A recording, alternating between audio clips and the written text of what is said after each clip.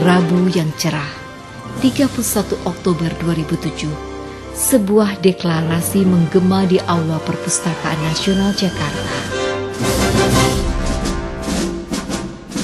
Deklarasi dihadiri oleh sejumlah kalangan politik, tokoh, dan masyarakat umum.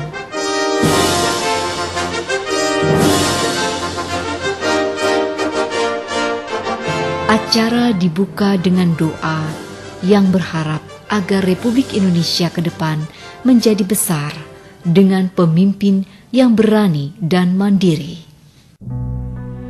Ya Allah, ya Tuhan yang maha mengabulkan doa kaum mustadafin dan kaum tertindas, hari ini kami bersimpu di hadapan-Mu. Di tengah deklarasi Komite Bangkit Indonesia hari ini, kami memohon petunjuk, hidayah dan inayah-Mu. Berikanlah kesempatan kepada kami untuk memimpin sendiri Republik yang kami cintai ini, sebagaimana telah Engkau janjikan kepada kami dalam firman-Mu, ya Allah. Prosesi berlanjut pada pembacaan puisi. Hampir seabad lamanya tekad itu menguak cakrawala, menembus telinga para dewata, mengguncang kahyangan swarga Indraloka.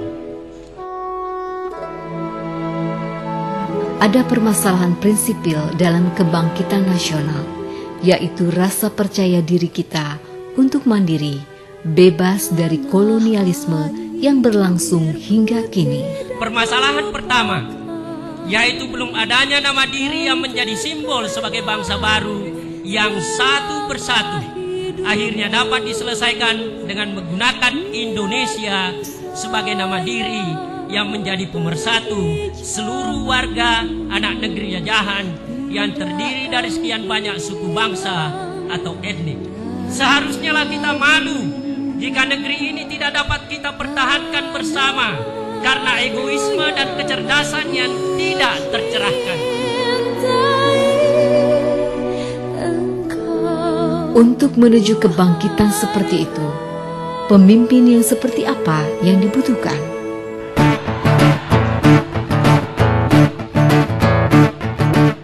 Aku mau presiden baru, bela rakyat.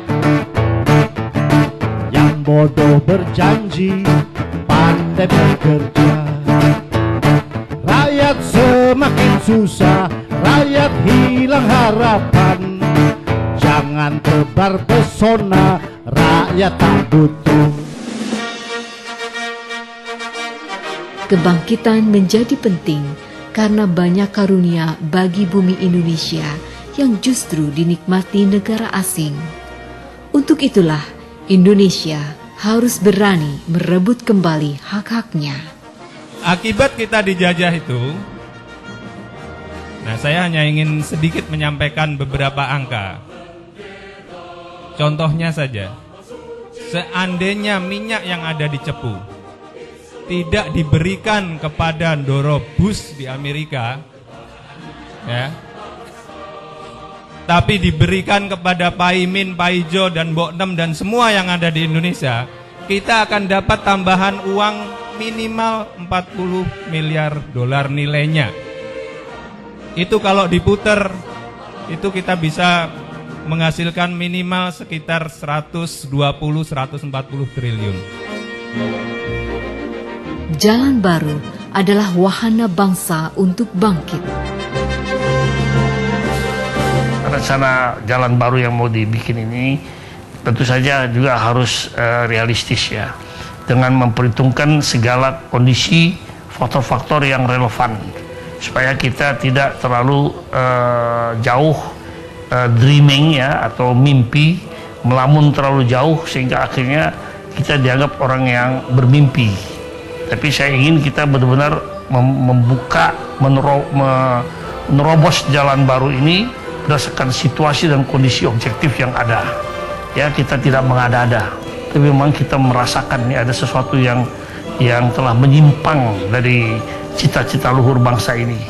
Ya, di dalam kita membawakan atau memimpin bangsa dan negara ini. Jadi perlu ada jalan baru yang membuat orang terbuka matanya, membuka buat orang atau masyarakat kita juga sadar bahwa harus ada jalan baru yang akan memberikan harapan lebih besar ke depan.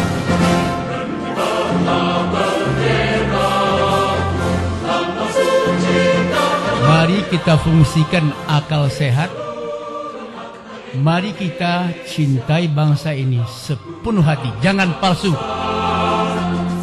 Komite ini mentereng namanya. Komite Indonesia Bangkit. Memang kita perlu bangkit.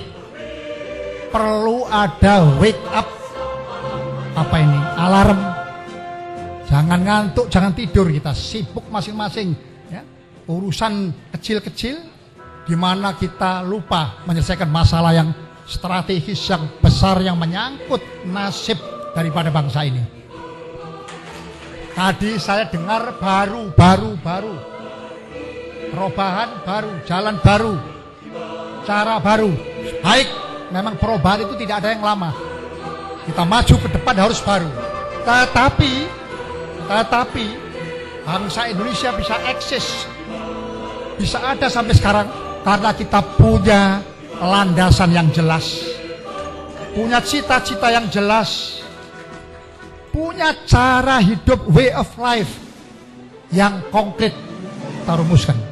Apa itu? Pancasila. Tiada kata lain, kebangkitan harus dilakukan sekarang. Karena nasib rakyat merupakan amanat pendiri bangsa. Pendahulu kita, tatkala memerdekakan negeri ini, dia nitip. Pewaris saya titip negeri yang sudah saya merdekakan, ya Bung Karno, Bung Hatta. Tapi saya titip saya, bentuk pemerintahan yang melindungi segenap bangsa dan tumpah darah Indonesia. Bentuk pemerintahan yang mensejahterakan seluruh bangsanya. Bentuk pemerintahan yang mencerdaskan bangsanya. Ya, bahkan demokratisasi sudah berjalan 9 tahun ini, belum mendapatkan apa yang pernah dimimpikan oleh rakyat kita. Indonesia sudah terlalu lama dijajah. Saya sudah ilmu yakin, saya sudah hakul yakin bahwa Indonesia ini sudah terlalu lama menjadi subordinat dari kepentingan kapitalisme asing. Dari kondisi ini, lahirlah sosok pelopor kebangkitan Indonesia kontemporer.